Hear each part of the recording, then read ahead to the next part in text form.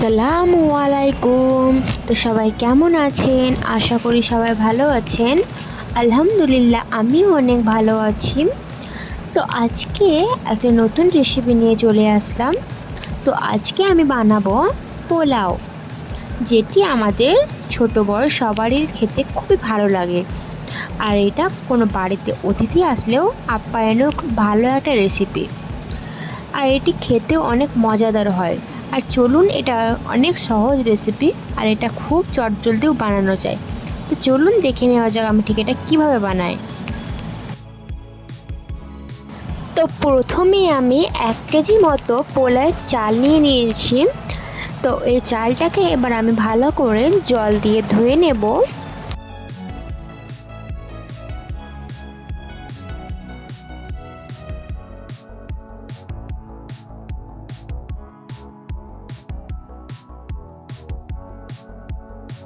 চালটা আমি ভালোভাবে ধুয়ে নিলাম। তো হাঁড়িতে আমি জল গরম করতে দিয়ে দিলাম। এর মধ্যে এলাচ, দারুচিনি পাতা আর এর মধ্যে আমি চিনি দিয়ে এই পানিটা গরম করে নেব। এদিকে আমি একটা কড়াই বসিয়ে দিয়েছি গ্যাসের ওপরে। তো এর মধ্যে আমি সাদা তেল দিয়ে দেব। তারপরে কেটে রাখা পেঁয়াজ এর মধ্যে আমি দিয়ে দেব।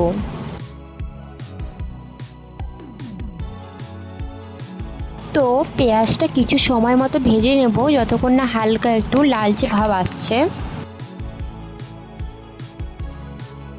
তো পেঁয়াজটা কিছু সময় ভাজার পর লালচে ভাবটা চলে এসেছে।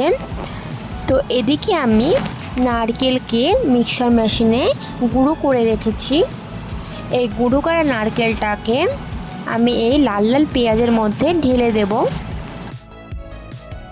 তো পেঁয়াজ আর নারকেল গুঁড়োটাকে বেশ কিছুক্ষণ মতো সময় নিয়ে নাড়তে থাকবো, যতক্ষণ না হালকা একটু লাল লাল হয়ে আসছে। তারপরে ধুয়ে রাখা চালটা এর মধ্যে ঢেলে দেব।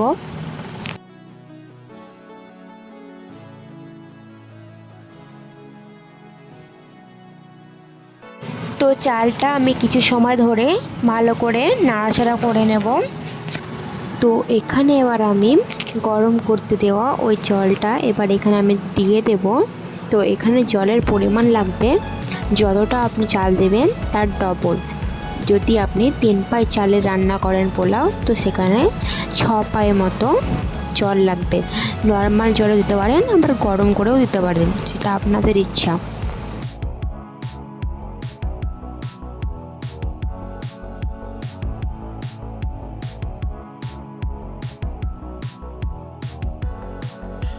তো এটা আমি কিছু সময়ের মতো ঢাকনা দিয়ে রেখে দিলাম, ততক্ষণ সেদ্ধ হয়ে যাক।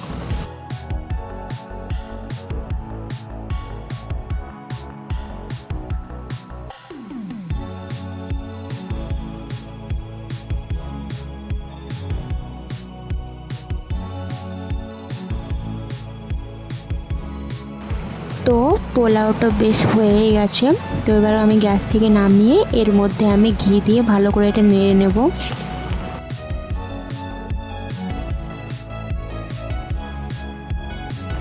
তো পোলাওটা পরিবেশনের জন্য একদম তৈরি হয়ে গেছে। তো আজকের রেসিপিটা এই পর্যন্ত ছিল। তো আমার এই নতুন রেসিপিটা আপনাদের কাছে কেমন লেগেছে প্লিজ অবশ্যই কমেন্ট করে জানাবেন। আর যদি আমার চ্যানেল নতুন হয়ে থাকেন তাহলে আমার চ্যানেলটি অবশ্যই সাবস্ক্রাইব করে দেবেন আর ভিডিওটি দেখতে লাইক করে দেবেন। আবার পরে একটা নতুন ভিডিও নিয়ে শেয়ার করব।